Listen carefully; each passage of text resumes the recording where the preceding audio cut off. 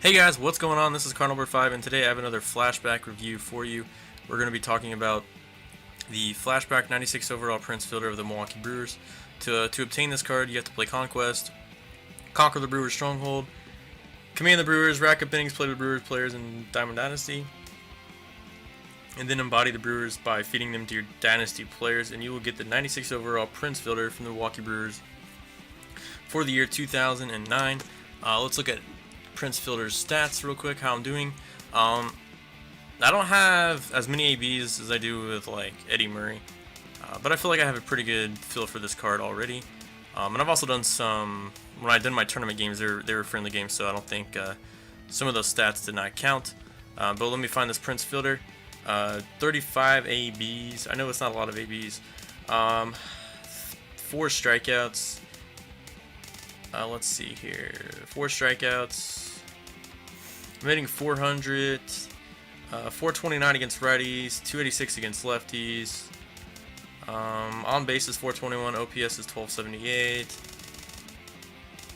Yeah, so I got 2 walks, 4 strikeouts, 9 RBIs, 10 runs scored already, and I do have 4 home runs with him, so not too bad, not too shabby. 4 home runs out of 35 ABs.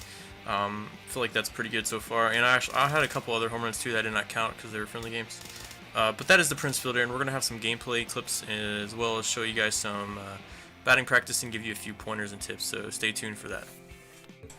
Alright guys, I wish I had more gameplay, but I don't have much gameplay actually in the recording, but I do have this one. This was in our championship game in that tournament. I do have a home run fielder just setting middle in. But I'll talk more about Prince Fielder, especially how people shift him and whatnot. But I do just want to show you guys that home run swing. Alright guys, so here we are doing some batting practice with Prince Fielder. We are using the zoom camera once again, and we're going to do bat control. Something that's going to be missing from this, and hopefully my gameplay clips showed you guys, there is an automatic extreme pull shift against Fielder. So it's kind of weird. If there's nobody on, you'll have the shift, and I really try to beat it because I feel like it's an easy single, and I'd rather have a higher chance to get on base rather than try to hit home runs. Because you know, it gets to be a mind game with your opponent. If your opponents don't recognize that and they're throwaway, just go with a pitch, get an easy hit.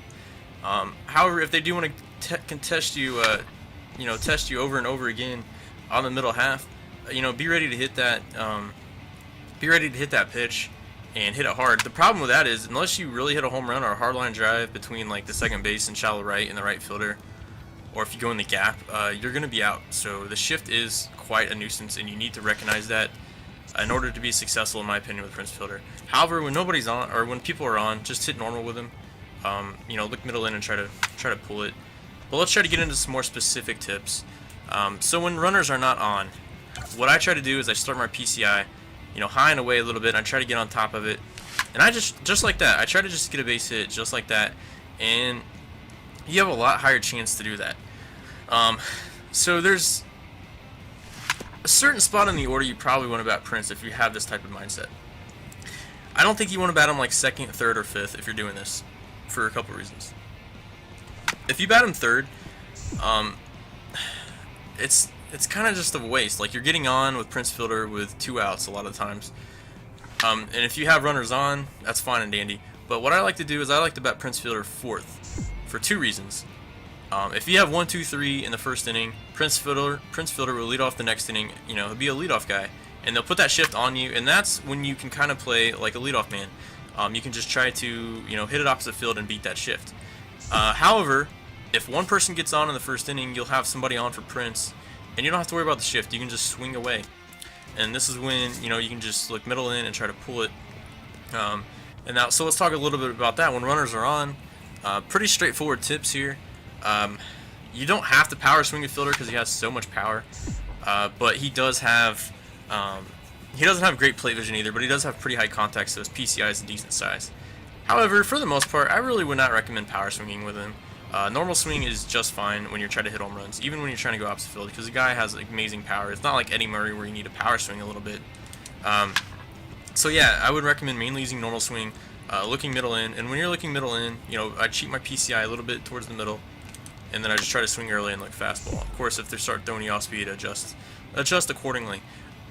Prince Fielder is also one of them guys, like I said, that can hit good opposite field power. So if they pitch you away, you know, go with it. But of course, I feel like he's better utilized when he pulls the ball and you get a little bit more power. So for the most part, with runners on, I would try to look to pull the ball and lay off pitches on the outer half. So yeah, definitely an interesting hitter. Just because of that shift alone makes him a lot more different than Eddie Murray, in my opinion. Plus, Eddie Murray has, you know, more plate vision, so his PCI is a little bit bigger, and it's a little different approach. So the takeaways is you don't have to power swing. If they're gonna let you beat the shift, go with the pitch and beat it. I would take that every time. You know, don't try to beat it. However, if someone continuously throws you in, go ahead and, you know, get under the ball and try to hit a home run if you need to. Definitely becomes a mind game. Anyways, guys, those are going to be some tips for Prince Fielder. Hope you guys enjoyed it.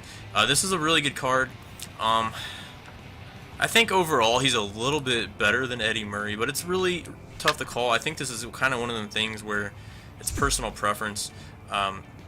You know, do you like somebody with a little more power and you know, a little bit more reliant on facing right-handed pitchers? And that's another thing I didn't talk too much about. Prince Fielder, we all know his plate vision, it's at 60. But against lefties, it is a problem, and it can be a lot more difficult to put the ball in play. And I believe that is one big difference between Eddie Murray and Prince Fielder. When a lefty comes in, Eddie Murray just bats from the right side, and you can see the ball better.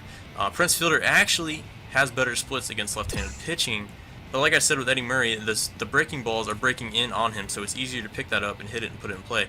Whereas Fielder, you're going to get a lot of guys using Chris Sale, Jake Diekman, Billy Wagner, Chapman. You're going to have sliders breaking away, and it's really, really tough to put those in play. So I mean, those are the differences between the two. So I'll just let you guys, you know, choose accordingly. I don't really prefer one or the other. I think they're both great. But anyways, this is Cardinal Bird 5 signing out. Peace.